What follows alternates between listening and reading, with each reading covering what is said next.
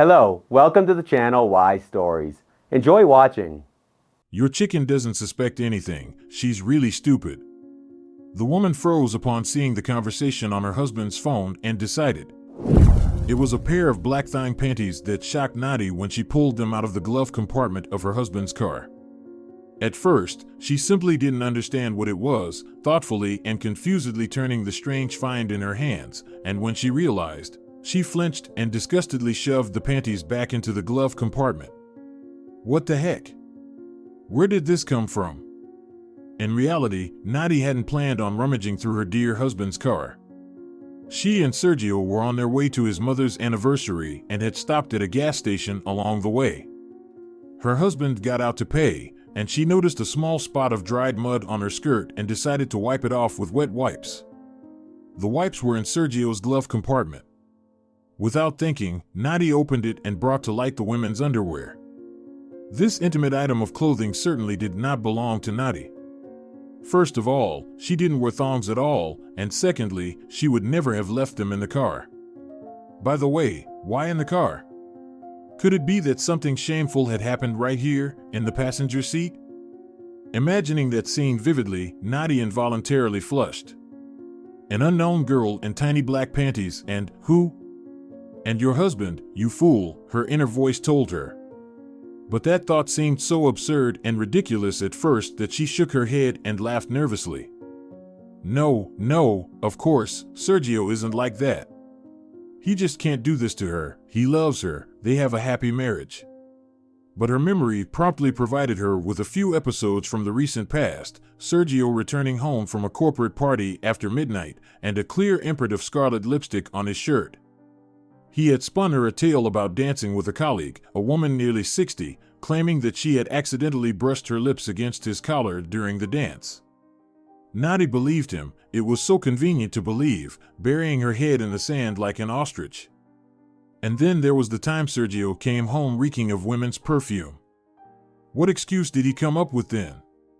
Oh right, supposedly work had taken him to a presentation of a new perfume, and the promotional girl had sprayed him with a sample of the new fragrance. He had been so articulate, the jerk. Did he really lie, look her in the eyes, and lie? And what would he come up with as an excuse for the panties, she wondered. Nadi peeked out the window and saw her husband returning to the car. She immediately slammed the glove compartment shut and stared straight ahead, pretending nothing had happened. She hadn't yet figured out how to start this conversation, so she decided to remain silent about her discovery for now. Here you go, Nadi, Sergio said as he opened the door and handed his wife a bottle of mineral water. For a moment, she stared blankly at the bottle, blinking, before she suddenly remembered. Oh yes. She had asked Sergio to buy her water. Hastily unscrewing the cap, Nadi eagerly pressed her lips to the neck of the bottle and began gulping down the water. She choked, coughed, and tears welled in her eyes, whether from the sting of the mineral water in her throat or from the realization of just how much of an utter fool she really was. Nadi no longer doubted that her husband was well aware of where the women's underwear in his glove compartment had come from. Strange, however, that he hadn't rushed to get rid of the evidence. Had he forgotten? Oh yes, perhaps he had gotten too caught up in the moment. Well, and what about excuse me, lady? How did she allow that? Did she just go home without her panties? Nadi shuddered in disgust. Suddenly, she felt the urge to jump out of the car that this sweet couple had sullied with their love games. She cautiously sniffed the air, trying to catch any traces of someone else's presence. Whether she was just psyching herself out or if it really did smell like another woman in the car, even the seatbelt seemed to be soaked in her fragrance. Nadi felt a wave of nausea wash over her. Nadi, are you okay? Sergio asked worriedly, peering at her pale face. You look like you're about to be sick. It's probably the heat, Nadi hoarsely replied, quickly rolling down the window. I can't breathe. Well, you should have turned on the air conditioning, Sergio remarked, reaching for the button, but Nadi gestured for him to stop. No, I want a bit of fresh air, a breeze. Well, as you wish, her husband shrugged and started the engine. Let's go then, Mom is waiting. At the mention of her mother-in-law, Nadi shuddered again. Her relationship with Olga had been rocky from the very beginning. Olga had never liked her and never hid the fact that she hadn't dreamed of such a wife for her little son. In her humble opinion, Nadi was not beautiful enough, not young enough, not rich enough, and not educated enough. Moreover, she was a poor housekeeper, again, according to her mother-in-law. At the wedding, Olga looked as if she were receiving condolences rather than congratulations for her son's marriage. Her haggard and sorrowful appearance seemed to say, "I'm, of course, shocked by my son's choice, but I won't say a word, let him live and suffer." Nadi also endured her mother-in-law, gritting her teeth. At least they lived far from each other, on opposite ends of the capital, and didn't see each other too often, usually only during holidays or family birthdays. But even those visits triggered powerful migraines for Nadi.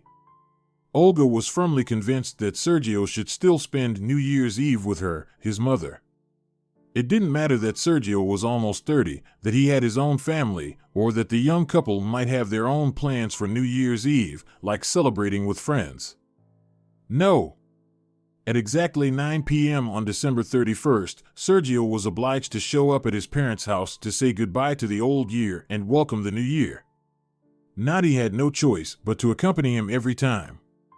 And for that reason, she had grown to despise New Year's celebrations, as well as all other family holidays, after the wedding.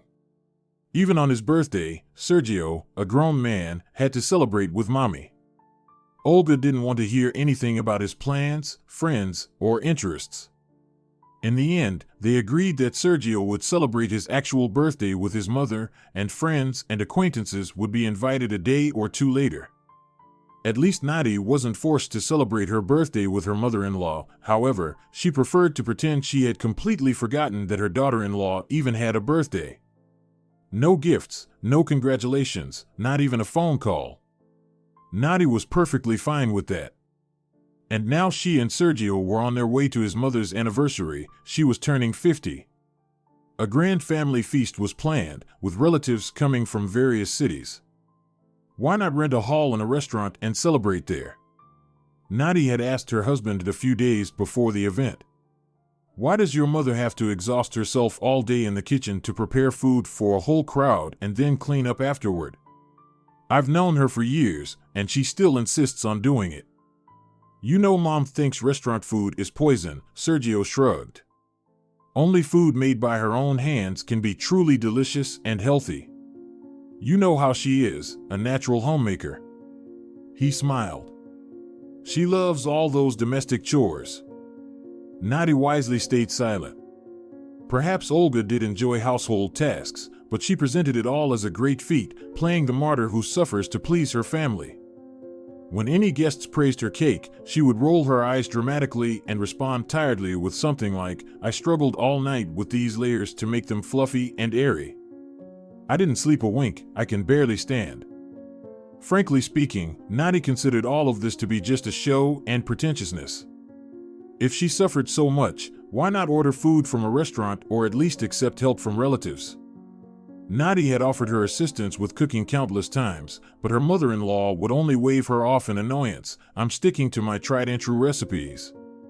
You wouldn't know how, it wouldn't turn out right, and I need that specific taste." Well, if that's how it is. Eventually, Nadi stopped offering. If she wanted to toil away at the stove and oven, so be it. The drive to her mother-in-law's house was silent. Nadi was still mentally processing what she had found in her husband's glove compartment, hesitant to speak up and ask directly.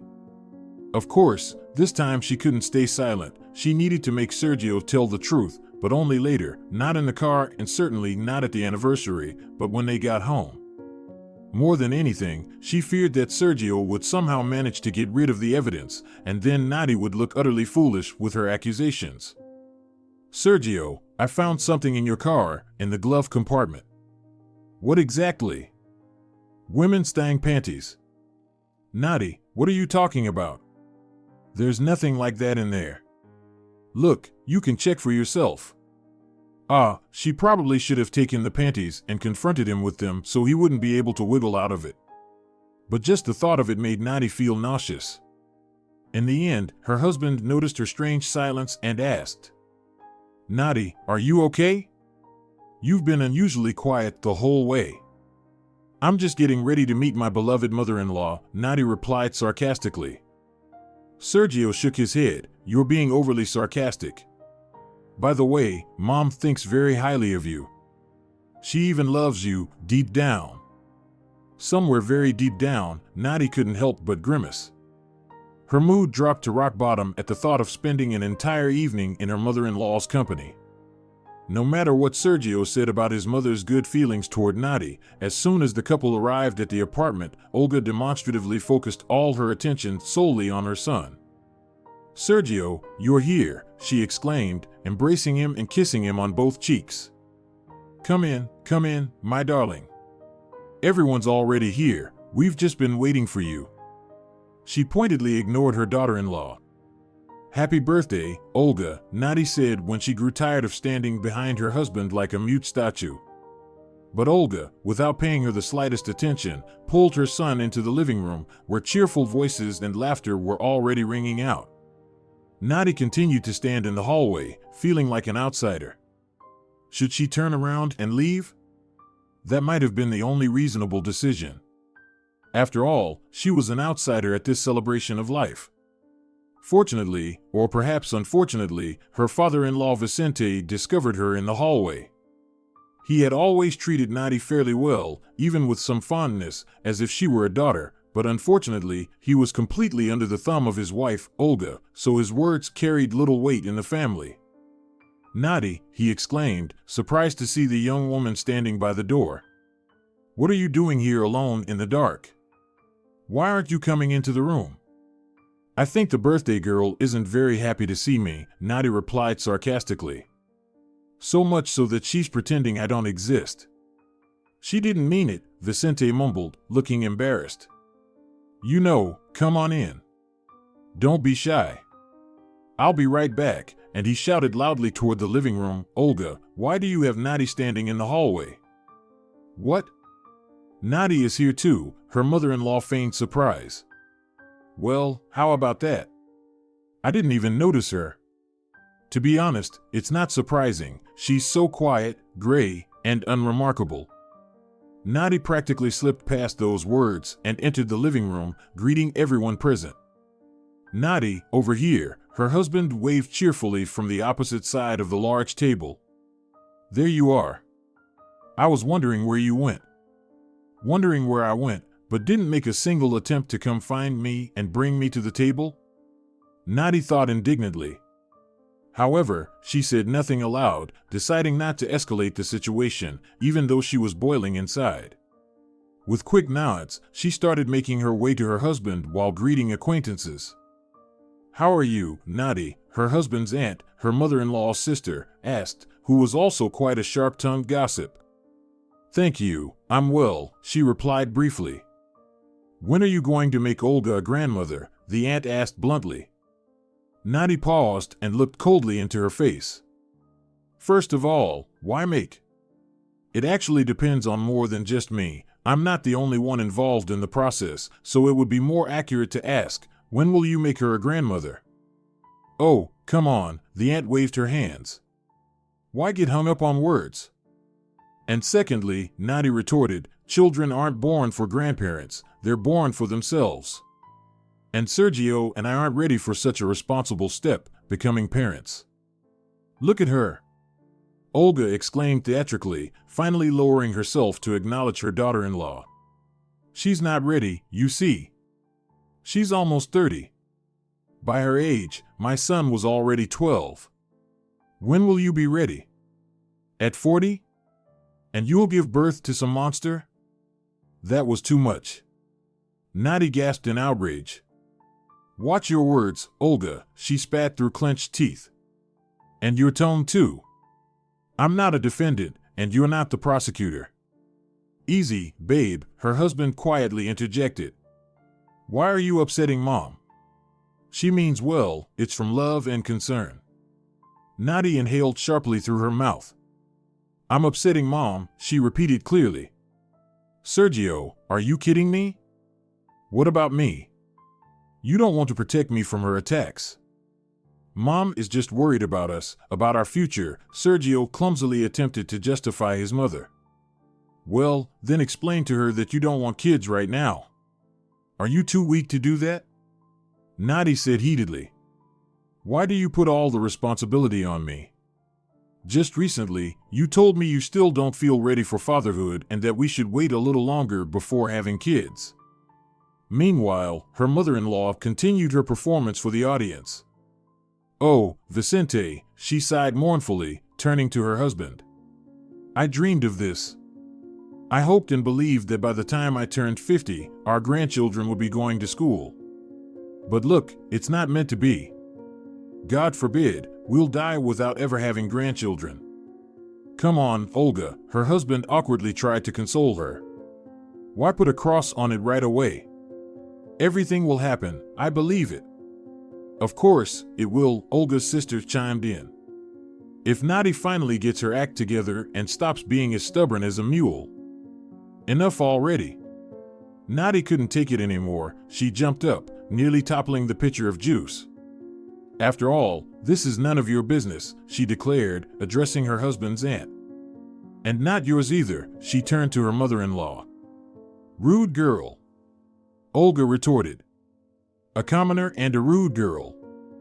No charm at all, and she thinks she's a star. The guests at the table fell silent, listening curiously to the exchange. Sergio, you do what you want, but I'm going home, Nadi told her husband. I'll take your car. What about me? How will I get home? He asked, flustered. The fact that his wife was planning to leave a birthday party where she hadn't even properly been present seemed to concern him little. I've had a drink. You were supposed to drive me home after the celebration. You can take a taxi, his wife said coldly. But I won't stay in this house for a minute longer. No one tried to stop her, neither her husband nor her mother-in-law. Olga seemed to breathe a sigh of relief. Only Vicente, her father-in-law, averted his eyes, clearly embarrassed by his wife's behavior. The entire drive home, Nadi simmered with outrage, replaying episodes from the anniversary in her mind. That mother-in-law of hers was a real cobra. It was as if she deliberately provoked Nadi's emotions to drive her to a nervous breakdown. And the fact that Nadi had ultimately left only played into Olga's hands. Now she could freely fill Sergio's head with nonsense and convince him what a bad wife he had. I wonder how Olga would react if she found out her precious Sergio had a mistress. But Nadi let out a humorless laugh. Any woman would please her mother-in-law, as long as it wasn't the current daughter-in-law, who was just automatically deemed unworthy. Remembering the mistress, Nadi opened the glove compartment and cautiously peered inside. The damn thing lay right where it had been, and she had almost allowed herself to fantasize that she had merely imagined it. Unsure of why she was doing this, Nadi disgustedly scooped up the panties into a bag. Well, she would prepare a fitting reception for her husband when he returned from the anniversary. She would never forget. Sergio stumbled in around 3 a.m, barely able to stand. It was unclear how he had managed to get out of the taxi in such a state and make it home. He swayed from side to side, occasionally leaning heavily to one side. Cursing to herself, Nadi caught him by the arm and dragged him toward the bedroom. Sergio heavily leaned against her shoulder and even tried to sing something. As soon as they reached the bedroom, Nadi heaved a sigh of relief and pushed her husband onto the bed. He collapsed onto his stomach and immediately began to snore. Nadi struggled to take off his shoes and socks, then sat down next to him, exhausted. How could he have drunk so much? Shaking her head, she brought a bottle of mineral water from the fridge and set it down on the nightstand. Then, thinking better of it, she also brought a basin from the bathroom, just in case, and placed it on the floor next to the bed. Sergio continued to snore loudly. Suddenly, Nadi worried that in such a state, he could easily be robbed, perhaps even by the taxi driver. She checked his pockets and sighed with relief when she pulled out his wallet and mobile phone. She glanced quickly at the wallet. All his cards and cash seemed to be there, thank goodness. Just as she was about to place her husband's things on the nightstand, her gaze lingered on the phone. The phone. Surely, there was a lot of interesting stuff on it, including about the owner of the black thong. Nadi hesitated for a moment. She had never stooped to rummaging through her husband's phone. Still, this was a different situation. She had the right to know. The truth was on her side, yet Nadi felt like a criminal when she swiped her finger across the screen to unlock the phone. It immediately requested a fingerprint, and taking her husband's limp hand, Nadi shamelessly pressed it against the screen. It unlocked. Shaking with either impatience, fear, or even shame, Nadi opened her husband's conversations in the messaging app. Sergio had many chats, mostly work-related, and she carefully scrolled through them from top to bottom without opening any. Finally, she stumbled upon a very interesting chat with a contact listed in the phone as dentist. There was nothing strange about Sergio messaging his dentist to confirm an appointment. But the last message in the window consisted of several kiss emojis. That was a strange way for Sergio to communicate with dentists, sending them kisses. Nadi opened the conversation and felt the heat wash over her cheeks and ears almost immediately. It was nothing short of a love affair, at times veering into hardcore erotica. She didn't want to read it all. It made her nauseous, but Nadi needed proof.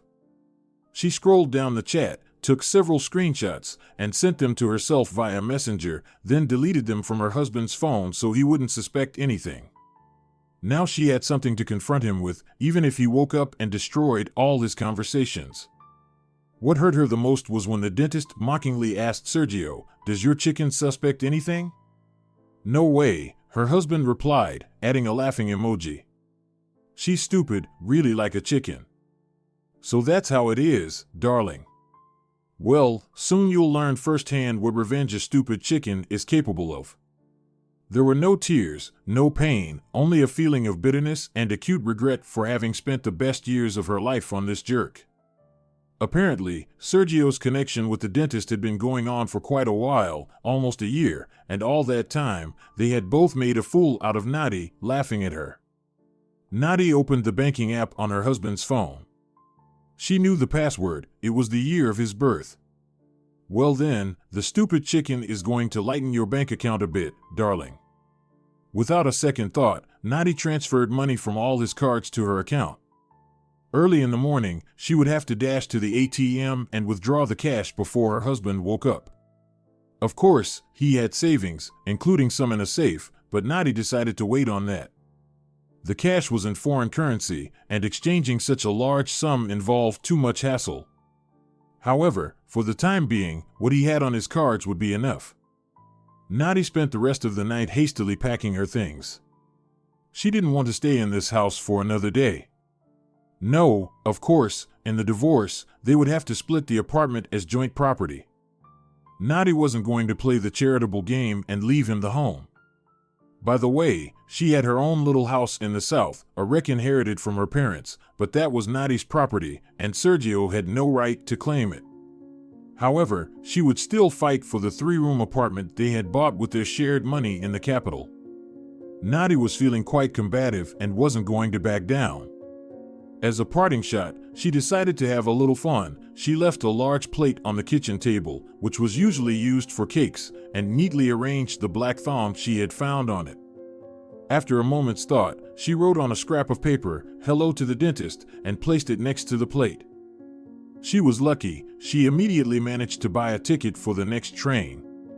There was no airport in her small hometown, so the only way to get there directly was by train. Fortunately, the tourist season hadn't started yet, and the sea was still a bit too cold, so there was no problem finding a spot in the carriage, and the train car was half empty. Nadi was glad to be traveling alone in her compartment, without any fellow passengers. She didn't want to talk to anyone right now, smile politely, or feign interest. Slowly stirring her spoon in a glass with a branded cup holder, she gazed thoughtfully out the window at the passing landscapes and reminisced about her childhood. It had been so long since she had been in her hometown, almost 10 years, since her parents died in a car accident. At that time, Nadi was in her second year in the capital. She received the call informing her that she was now an orphan. If it hadn't been for Sergio, she might have lost her mind. He supported her as best he could. They weren't married yet, just dating, and she thought that this was love, real, lifelong love, and that Sergio was the most caring and reliable person in the world. Who could have foreseen that 10 years later, Nadi would find another woman's underwear in Sergio's glove compartment? Perhaps she should have sold her parents' house right away, but she just couldn't bring herself to do it. Everything was still the same as when Mom and Dad were alive. Nadi had entrusted her neighbor, Aunt Gloria, with looking after the house and sent her a small sum of money every month, but she hadn't gotten around to visiting to check on things herself. And now it seemed the time had come. Nadi had no other relatives. Or rather, not exactly. Formerly, there were some, close and distant, scattered across the expanse of the country. But Nadi had not maintained relationships with them.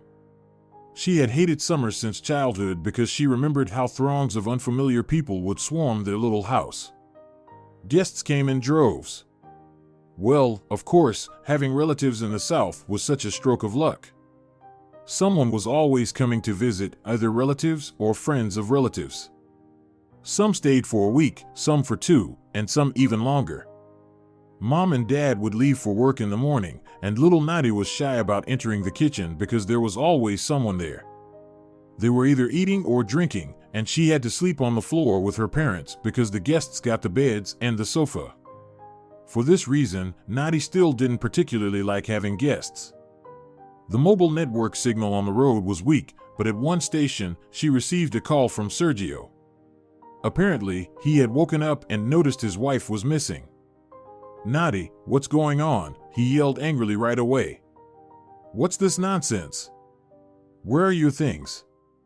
What's that underwear doing on the plate in the kitchen? Are you out of your mind, darling?" Clearly, he hasn't noticed yet how empty his accounts are, Nadi thought with a smirk. "What underwear?" she asked back. "You should be the one asking, dear. Clearly, they belong to your dentist or whoever that lady is." "What dentist? What are you talking about?"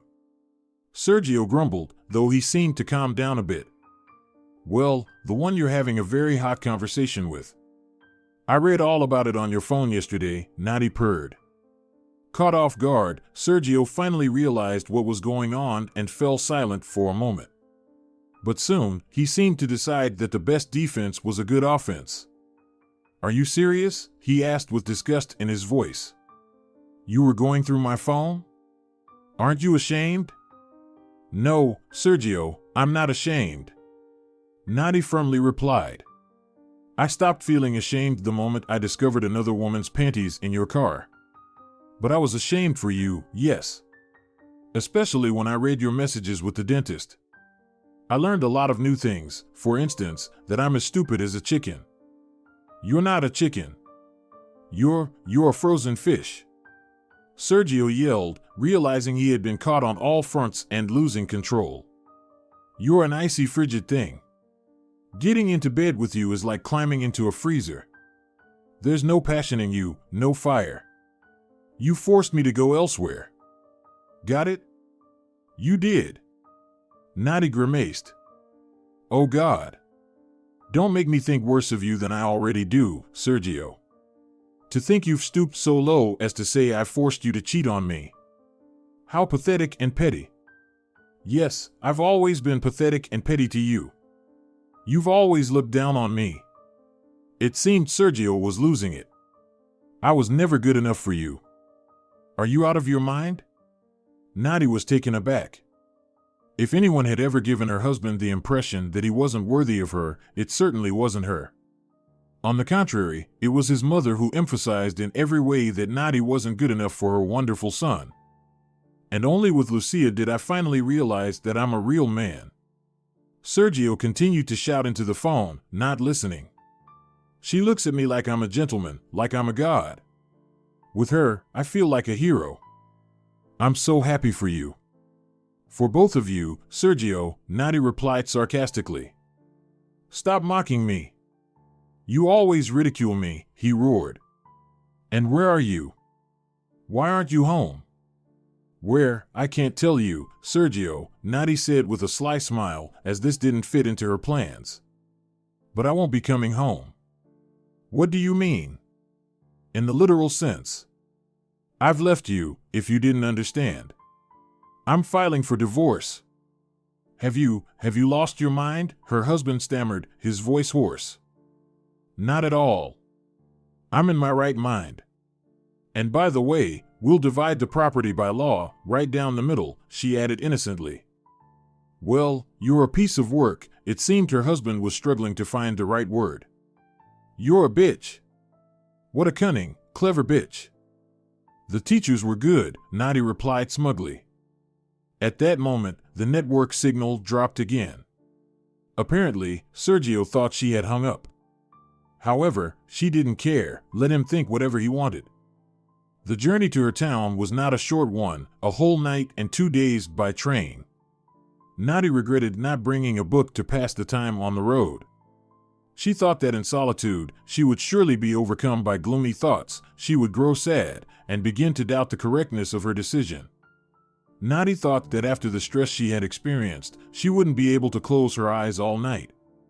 However, her fears turned out to be unfounded. As soon as her head touched the flat pillow, she fell into blissful sleep and slept soundly, sweetly, without dreams until morning. And in the morning, when she woke up, she immediately felt it. She was in the south. The landscape outside the window displayed that unique color that only exists in a warm climate. At the stations, tidy old ladies sold cherries, strawberries, and grapes in large plastic cups. At one stop, Nadi jumped off the train to buy herself some cherries and immediately felt a warm, gentle breeze on her face, so familiar, so dear. It was even surprising that she had lived without it for so many years and hadn't missed it. Rather, she thought she hadn't missed it. She bought cherries and returned to the carriage. The berries were ripe, juicy, and delicious, and Nadi happily popped them into her mouth one after another, involuntarily transporting her thoughts back to the past, her childhood, the happiest barefoot childhood on the seaside. Like all children living in resort towns, Nadi had been on familiar terms with the sea since she was a baby. She learned to swim before she could walk and was never afraid of the ocean. She could swim out to unimaginable depths, jump into the water from high cliffs, dive with her eyes open for shells, and swim among dolphins without fear. They seemed to accept the girl as one of their own, for they never once harmed her.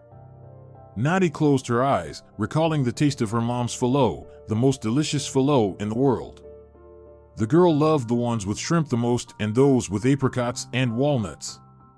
She had never eaten anything like it anywhere else. Memories of her father quickly followed the thoughts of her mother.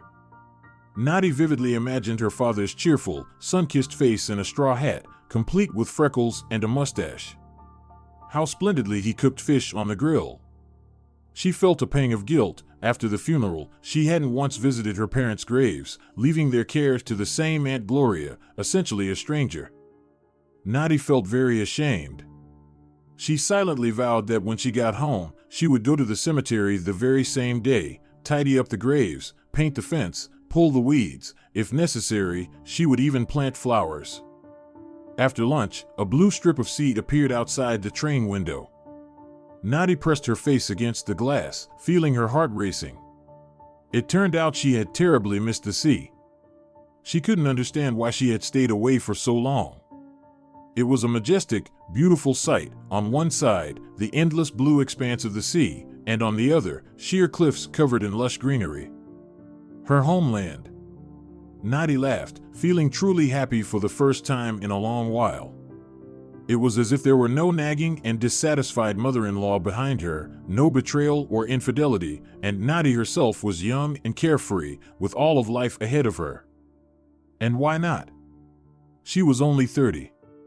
No matter what Olga grumbled or hissed, Nadi certainly had no intention of considering herself an old woman. They say that life begins at 40. She was still far from that. Nadi didn't even notice as she eagerly stared out the window, devouring the entire half-kilogram bag of cherries. I hope my digestive system doesn't take revenge on me for this, she thought with a chuckle. Besides, why should she fear the consequences of cherries? As a child, she and her friends would pick unwashed fruits and berries from trees in the park and eat them without a care. And everything was just fine with their stomachs. The conductor gently knocked on the compartment door, Your station is in half an hour, she announced. Can I take your glass? Yes, of course, Nadi replied, snapping back to reality. Her childhood city greeted her warmly, as if there hadn't been a 10-year separation. As soon as Nadi set foot on the dusty platform, she felt as if she had never left, as if she was home. The winds of change and time seemed to have touched this place at all. Everything was familiar to Nadi down to the smallest detail. The brick wall, the station clock, the round plaza in front of the station, and the fountain shaped like a seashell, with a mermaid languidly reclining on it, all remained just as they were in her childhood. She didn't take a taxi, even though the slide drivers surrounded her on all sides, eagerly offering their services. I'll give you a speedy ride, beautiful. Oh, why drag that heavy suitcase in the heat? I have a car with air conditioning. Thank you, Nadi politely declined. I want to walk, I'm not tired. I know the city, so I won't get lost. She pulled her wheeled suitcase behind her and looked around with curiosity. Incredible, but it seemed that time truly had no power over her hometown, the hair salon at Manish, the Cafe Chick, the restaurant Mountain Lavender, where she had gone with her classmates for graduation. Everything was in its place, except for the new pickup points for popular online stores. Her eyes were pleased by the lush emerald green of palm trees and cypresses, the colorful flower beds and lawns. In the capital, she always missed this wild burst of colors. Now Nadi felt as if her eyes had been on a strict diet for 10 years and had finally gotten their fill of the good stuff. And there was her street. Nadi turned into a narrow alley, also overflowing with greenery, and felt her heart pound. For a moment, it seemed as if her parents hadn't died, that they were home, more precisely, on the summer porch, having dinner in the fresh air, and she was a student who had just finished her first year, home for the holidays. She pushed open the gate, but it was locked. Nadi didn't have the keys, she would have to go get them from Aunt Gloria. She lived further down the street, 2 houses away. The neighbor was busy in the garden, turning the soil around the flowers. Hello, Aunt Gloria. Nadi called softly. The woman turned and squinted, shielding her eyes with her hand. Good day, she responded, confused. Are you here for me? Nadi smiled sadly. Didn't you recognize me? Have I changed that much? The woman's face lit up, and she gasped, Nadi, little Nadi. Not knowing what was happening to her and simply acting on some impulse, Nadi threw herself into her embrace and cried. The neighbor also sobbed, overwhelmed and touched by this unexpected reunion. Why didn't you let me know you were coming? She chided, shaking her head. I would have prepared properly for your arrival. Why prepare? Nadi waved her hand dismissively. I don't need any ceremonies. I just came home. Please give me the keys. Aunt Gloria brought her the familiar keyring. Nadi hesitated, turning it over in her hands, and timidly asked, Well, I guess I'll be going? For some reason, it felt terrifying to be back in her parents' home, but it would be foolish to delay the moment. Aunt Gloria suddenly hesitated and averted her gaze uncertainly. Nadi, I need to confess something to you. The young woman tensed up immediately. What is it? Well, you see, in the summer, our town is always full of tourists because of the sea. So, I let some guests stay in your house. Nadi was momentarily taken aback. What guests? Good guests, really nice people, don't worry. Aunt Gloria immediately began to chatter. I always checked their documents and made sure they didn't make a mess or ruin anything. They were all neat, cultured, polite people. Nadi remained silent, trying to digest what she had heard. To be honest, it wasn't particularly pleasant to learn that her childhood home had become a thoroughfare, or rather, a guest house.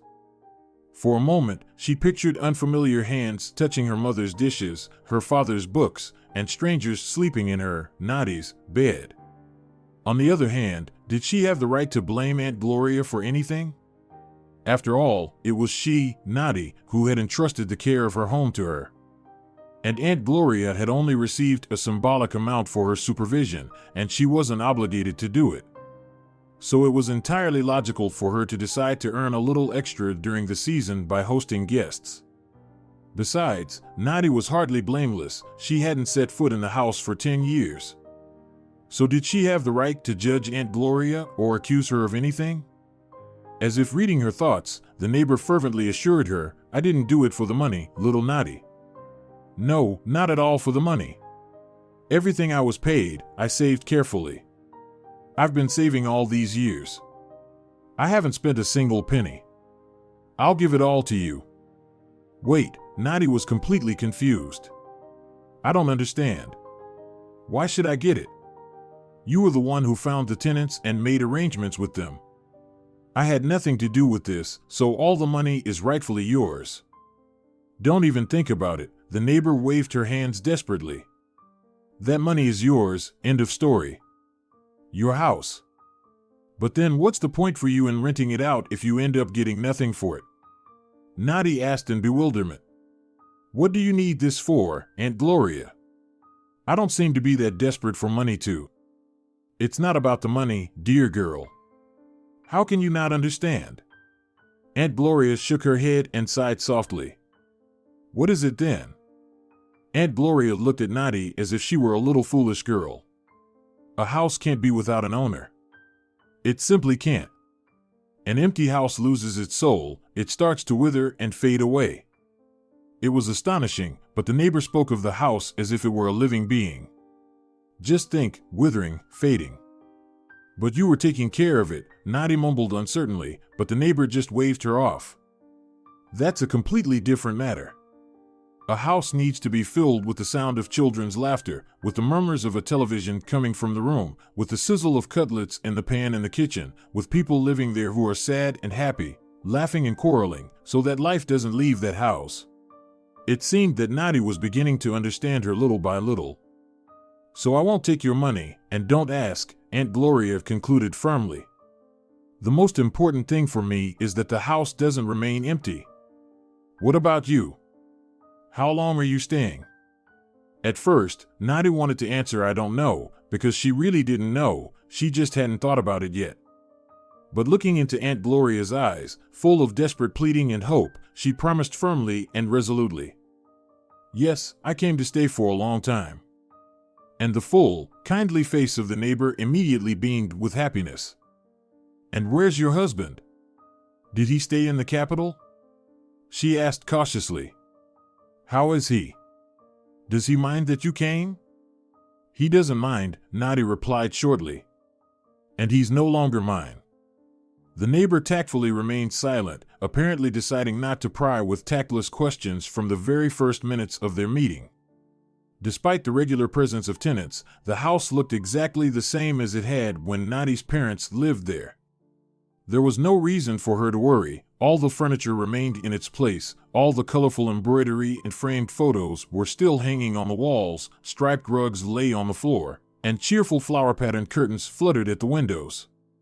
The floorboard still creaked cozily underfoot, and her childhood collection of quirky seashells was preserved behind the glass in the cabinet. For a moment, Nadi thought she could hear her mother's lively voice coming from the kitchen. "Nadi, did you come back from school? Wash your hands quickly and come to the table. The falafel is hot, and the tea is freshly brewed." Exhausted, Nadi leaned her head against the wall and closed her eyes. The memories overwhelmed her too quickly, one after another, and she felt infinitely tired.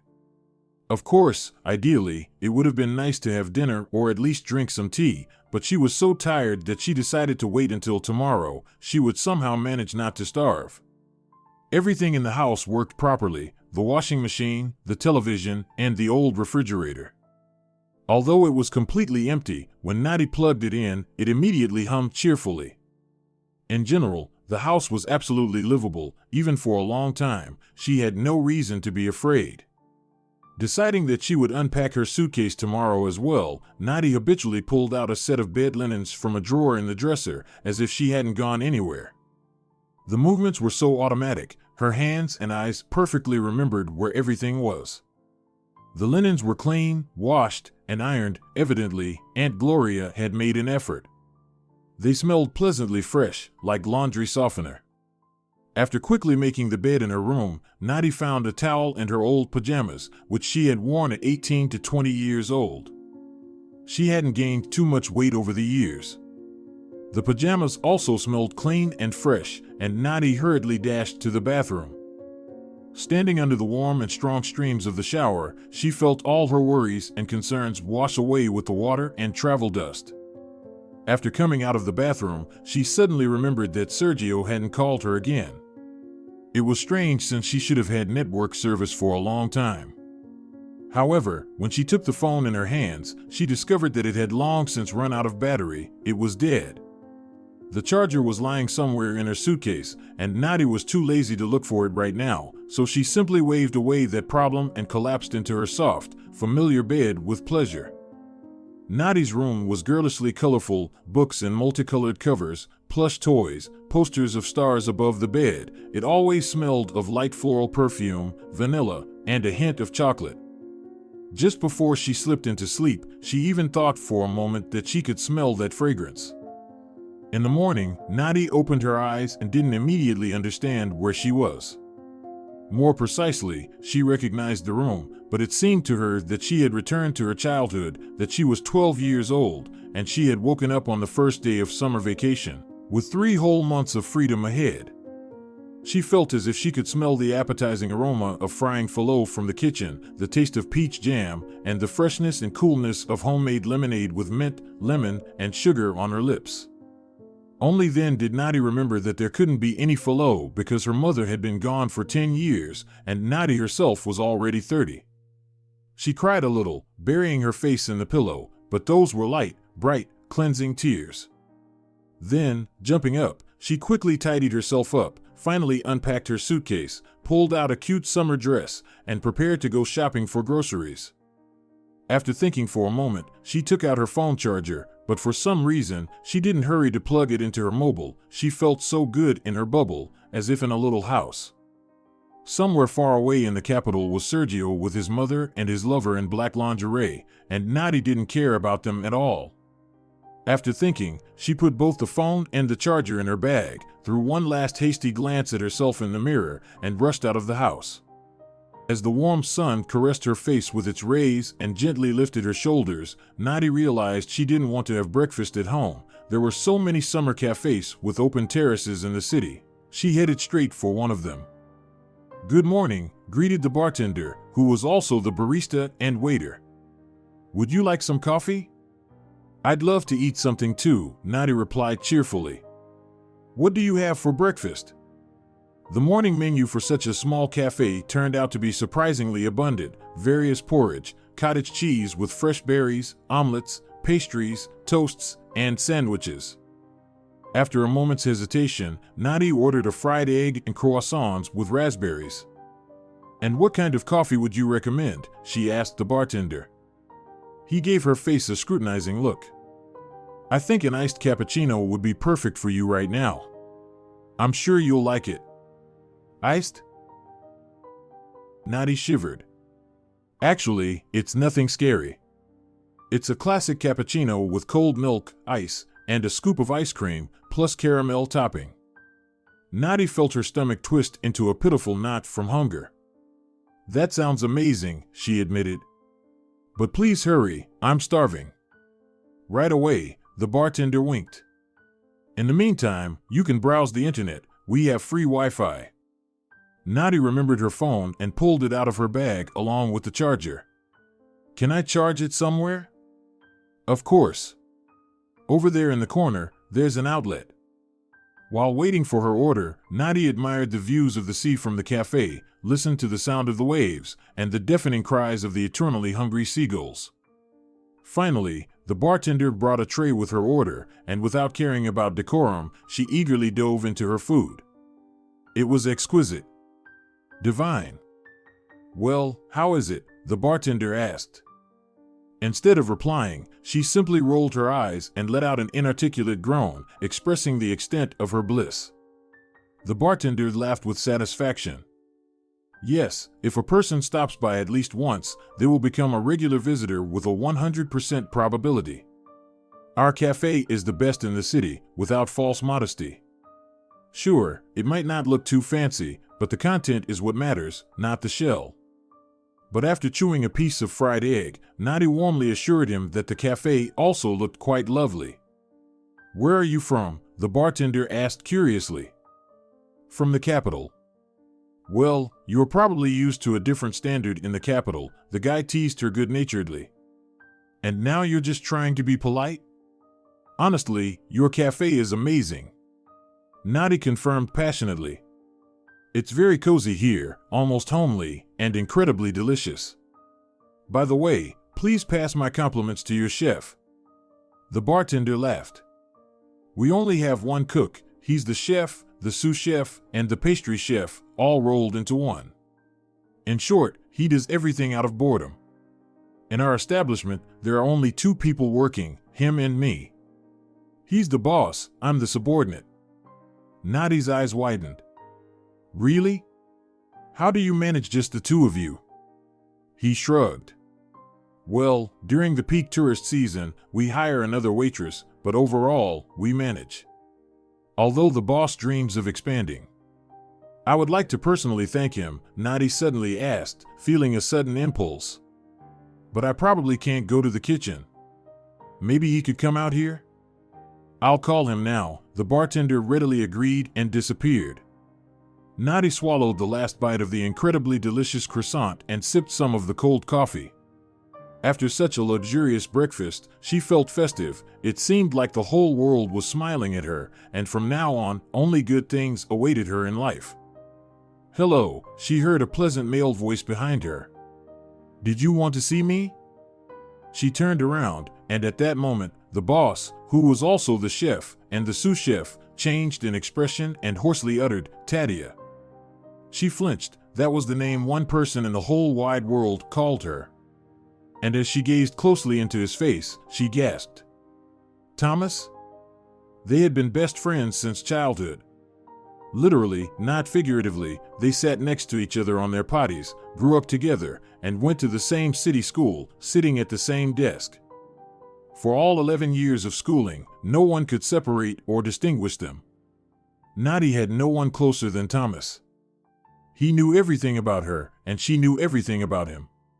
She could trust him with even the most shameful secret, the scariest of truths.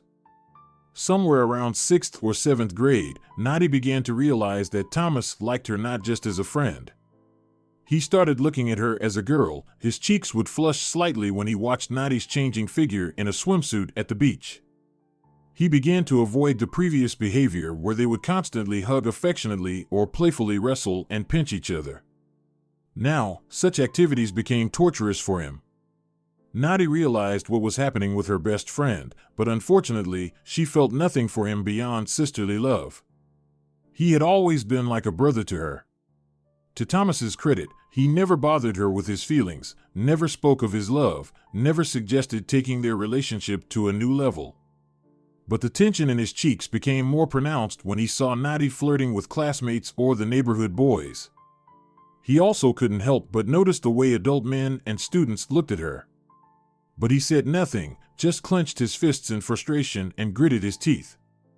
The only time he dared to hint at his feelings was at graduation. He invited Nadi for a slow dance and shyly asked what she was planning to do after school. "What do you mean?" she asked, surprised. "Of course, I'm leaving here for the capital. I want to study in a big city, in a metropolis." "What do you have to look for in that metropolis?" he asked painfully, swallowing a lump in his throat. "What's wrong with our little town?" "Well, the fact that nothing ever happens here," she blurted out, scrunching her nose. "You could die of boredom. Not a single unfamiliar face, everything is predictable and explored inside out." "And what about me? What about me?" Thomas asked timidly. "What do you mean?" Nadi didn't understand. "Tadia, I just can't survive without you," he stuttered for a moment. "I won't be able to." Nadi felt embarrassed. The conversation had taken a too serious and personal turn, and she felt uncomfortable. She laughed with feigned carelessness and playfully slapped his shoulder. "Come on, you're talking nonsense, Toma. Of course, you'll manage, and of course, you'll survive. After all, I'm not leaving for the ends of the earth. We can call and keep in touch on social media. She understood she was talking complete nonsense. What kind of social media and calls? That might work for friends, but Thomas had just made it clear that she meant much more to him than just a friend. Would mere phone communication be enough for him? To his credit, Thomas didn't push the issue or insist. He simply nodded briefly, accepting her answer, and then carefully released the girl he had held by the waist during the dance, saying, "Goodbye, Nadi. Good luck in everything," and walked away. Since then, Nadi hadn't seen him until this morning. Her former best friend had changed significantly, but she recognized him instantly, the same laughing brown eyes, smiling lips, and dark curly hair. He had matured, broadened his shoulders, and seemed even taller. And the prominent ears that had earned him teasing in school had seemingly vanished. Nadi glanced at his muscular forearms and caught herself admiring Thomas. How ridiculous! Her husband had just cheated on her, she was on the verge of divorce, facing legal battles over property division, and here she was, drooling over a handsome man? She suddenly found her thoughts amusing. None of that mattered, the main thing was that she had reunited with her best friend. "Thomas," she exclaimed sincerely. "I'm so glad to see you." She threw herself into his arms. He hugged her tightly in return and even spun her around a little. Thomas had indeed become very strong. They sat down at a table and chatted for an entire hour. Just like in childhood, Nadi didn't hide anything from him and shared her gloomy truth. Her marriage had cracked, so she decided to return and live a little in her hometown to heal her wounds. "You absolutely did the right thing by coming back," a happy Thomas declared, his eyes shining. "Who knows, you might not even want to return to that metropolis. It's so nice here. What about you?" Nadi interrupted, tired of talking only about herself. "I already know that you're the head chef and owner of the cafe. What about your personal life? And about personal matters?" "Well, just about personal matters, hello." Thomas joked. "I'm not married or divorced. There have been some girls, of course, but none of them made me want to tie my life to them." "What a picky guy," she playfully poked him in the shoulder with her fist. "Of course," he replied seriously, picking up on her tone and returning to their usual banter, where they constantly teased each other. "All the girls are just not perfect." "And you think you're some kind of ideal?" Nadi scoffed. "Me? I have no flaws. I'm a treasure." Thomas burst out laughing. God knows how long they would have continued to sit like that, talking excitedly with each other, if the first customers hadn't started arriving at the cafe. Thomas apologized to Nadi and said he had to get to work. "But we'll see each other again, right?" he asked hopefully. "Of course," she nodded. "Now I'll be stopping by often for breakfast. I liked it here." All her attempts to pay were firmly rejected by Thomas. "It's on the house," he declared, "in honor of our old friendship." Thanking him, Nadi took her phone and charger and left.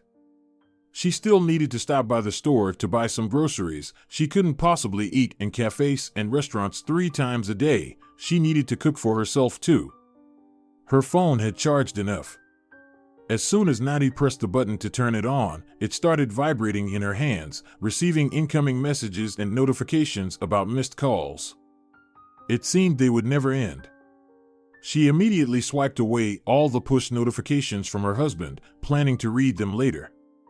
Checking her messenger, she found a message from Lola, her best friend, who had been looking for her. "Well, you really know how to keep a girl worried, Nadi," she exclaimed, outraged, instead of saying hello. "What on earth are you doing?" "What do you mean?" Nadi was taken aback by such a greeting. "Your husband has been looking for you everywhere. He's been calling me from morning till night, came to my house twice to check if I was hiding you in my apartment. He kept asking where you've been. What am I supposed to tell him when I don't even know myself?" Lola finished indignantly. "What happened between you and Sergio? Why are you hiding from him? Where are you?" Nadi hesitated, considering whether to reveal her whereabouts to her friend, and finally decided it was better not to. I'm not in the capital right now, and Sergio and I are getting a divorce because he cheated on me. Well, I haven't filed for divorce yet, but that's my final decision. I won't change my mind. By the way, Lola, she suddenly remembered, do you recall mentioning that your uncle is a successful divorce lawyer? Or did I get that mixed up? No, that's right, replied a shocked Lola. Diego is the best divorce lawyer in the capital. Do you want me to put in a good word for you? Yes, please do it as soon as possible. Nadi asked. I understand he must have a schedule booked for several months ahead, but maybe he can free up a slot for me? I'll need the help of a true professional because Sergio and I will have to divide our assets. I'll do it, Lola promised. My uncle Diego won't refuse me. Thank you, Lola, Nadi said gratefully. As soon as you contact him, I'll be waiting to hear from you. Then she called work and reported that she was feeling a bit under the weather, so she wouldn't be coming into the office on Monday, but she was ready to work remotely. By profession, Nadi was an interior designer, so she could easily work from home. Her work materials were all on her laptop. Only after this, gathering her courage, did she finally dial her husband's number. As soon as he answered the call, Sergio began shouting at her. Have you lost your mind? Where's the money? Where have you put all my money, you sheep? Nadi tried to play dumb. What money? I don't know anything about it. You transferred it to your account, you bitch, he yelled. I checked the transaction history in the app. In what app? Nadi asked sarcastically. On your phone? Well, yes, whose else would it be? And the phone is with you right now? It hasn't been stolen or lost? What a stupid question. Sergio snapped. Of course, the phone is with me. You're calling me on it, after all. Well then, my dear, she said almost affectionately, try to prove that you didn't transfer that money to me yourself. Your phone is with you, it hasn't been hacked, and the password hasn't been changed. So you did it yourself, in a sober mind and sound memory. Even if you go to the bank, they'll laugh at you.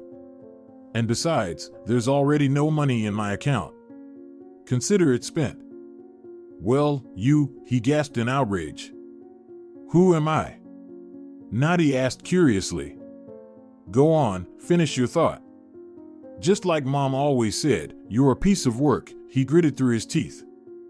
Oh yes.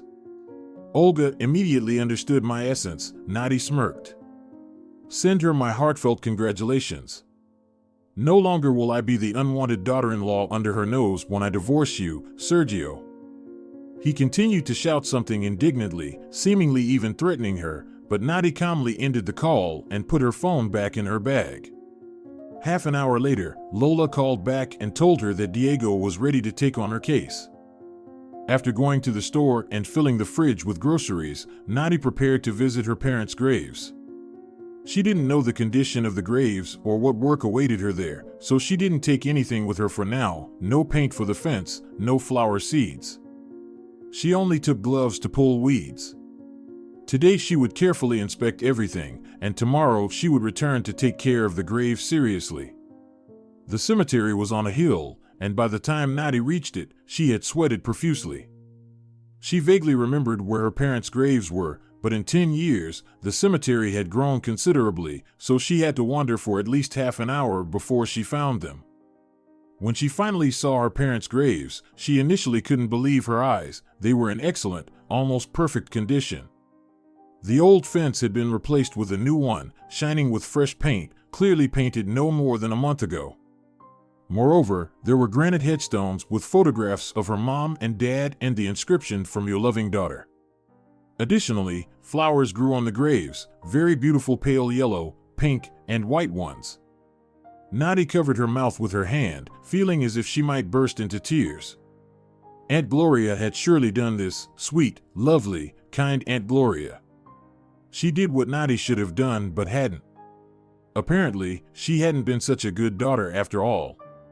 She felt ashamed, terribly ashamed that she was standing at her parents' graves for the first time in 10 years and that all these years she hadn't felt the slightest pang of guilt while a complete stranger took care of them. I will definitely pay Aunt Gloria back for everything, she thought. The headstones aren't cheap, and besides, she kept the graves in perfect order. I couldn't have done better. She sat for a long time on the bench in front of her parents' resting place, gazing at the faces in the photographs, mentally conversing with them, silently whispering something, crying again, then wiping her tears and smiling. Finally, she stood up, brushed her dress, and said goodbye to her mom and dad. I'll come often from now on.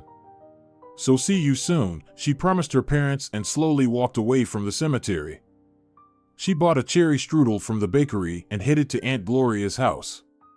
The elderly woman was bustling in the garden as always. Nadenka, she exclaimed joyfully upon seeing her neighbor. Well, how are you? Have you settled in a bit? Have you rested? What do you have in your hands? This is for you, Aunt Gloria. Nadi handed her the pie. Oh, she exclaimed, flustered. Oh, you shouldn't have. You didn't have to. Well, then let's go have some tea together. Nadi didn't object. Over tea and pie, she finally talked about what was on her heart. Aunt Gloria, I want to say a huge thank you. And not just with words, but also materially. The neighbor almost choked on her tea and stared at her with wide eyes. Thank you? For what? Well, for starters, for the house. Thanks to you, it has stayed alive, you understand? Oh, that's nothing. Aunt Gloria blushed. How could I refuse you such a small thing? I knew and loved your parents well, we were friends. She wiped away a tear from the corner of her right eye with the edge of her apron. And secondly, thank you for taking care of my parents' graves. It's incredible what you've done. When I saw everything, the flowers, the fence, and the headstones, I was completely speechless. Aunt Gloria choked on her tea again and lost her words for a moment. What are you talking about, Nadenka? She exclaimed, clearing her throat and waving her hands desperately. It wasn't me. I only pulled weeds and trimmed the grass at the graves, the fence, the headstones, and the flowers. That wasn't me. Nadi widened her eyes. Then who did? It was that boy, your former classmate. You were very close friends in school, don't you remember? Thomas. Nadi thought she had misheard. What? Thomas? Tom? Tom took care of my parents' graves, she exclaimed in disbelief. Yes, he did, Aunt Gloria confirmed. He's such a good guy, a sweetheart. He always spoke so respectfully of your parents. Whenever I went to the cemetery, he was there, fixing something, painting, watering the flowers. Nadi felt a lump in her throat.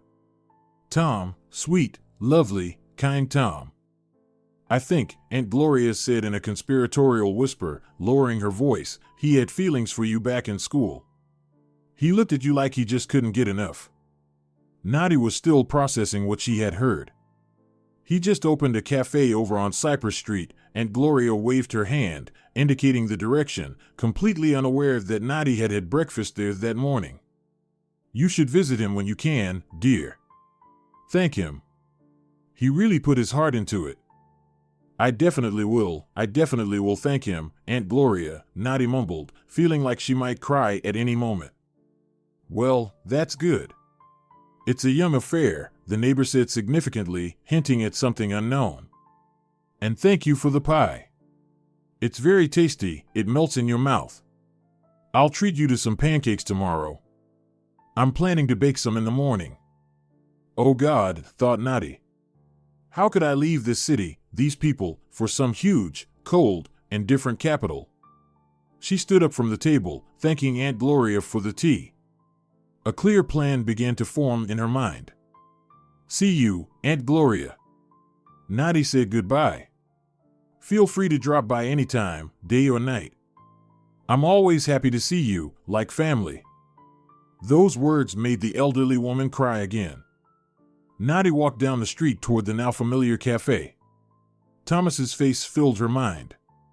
The same one as in childhood, with his adorably protruding ears and curly hair that always stood on end like a dandelion. Many classmates teased Thomas by calling him the lamb for those curls. And then she saw his face as it was now, handsome, manly, strong-willed, noble. Both versions of Thomas were dear to her. "Oh, it's you again," greeted the familiar bartender. "Well, I told you, once someone eats here, they inevitably become our regular customer. Would you like to have dinner?" "No, thank you," Nadi replied with a smile. "Actually, I didn't come to eat. I wanted to see your owner, Thomas." If the bartender was surprised, he didn't show it. He simply nodded briefly. "I'll call him. Have a seat at a table for now," and he disappeared through the service door. It wasn't long before she heard the familiar voice. "Tati, you wanted to see me? Is something wrong?" She slowly got up and walked toward him. Thomas looked at her a bit worriedly, but in his eyes, just like many years ago, she still saw genuine admiration. He was admiring her as always, and it felt damn good. "Tell me," she said slowly, "aren't you dreaming about expanding the cafe?" He looked around at the bartender sheepishly and scratched the back of his head. "Did I let that slip?" "Well, yes, I do have such plans, but for now, it's still a distant prospect. You see, it requires certain expenses. I don't really want to drown in debts either." She covered his lips with her palm. I'll help you financially," she explained, noticing his surprised blinking as he stared at her. "Soon, I'll have a substantial amount from the sale of my apartment in the capital. I'd love to invest it in your future restaurant because you deserve it. And I'll even design it myself. That's my profession, in case you didn't know. Together, we'll make it something special." Thomas swallowed loudly, and Nadi removed her hand from his mouth. "What's with this sudden act of unheard of generosity?" he attempted to joke. "Well," Nadi smiled, "after my divorce is finalized, I'm moving here to live, permanently." And, rising on her tiptoes, she kissed the young man firmly on the lips. It felt strange. She had never even dreamed that she would kiss her best friend. But now it seemed to her that there was nothing more right, nothing more natural than this. She kissed him and was literally overwhelmed by new, sharp, amazing sensations. Thomas, dazed by the sudden happiness that had fallen upon him, nonetheless eagerly joined in the kiss. However, when Nadi pulled away from his lips, his eyes were completely bewildered. "Wait, Tati, I don't understand," he clarified. "Did you say you're moving here to live forever, with me or just in general?" "With you, of course," Nadi laughed, and to make him believe her completely, she kissed him once more. If you're enjoying it as well, leave a like and subscribe to the channel.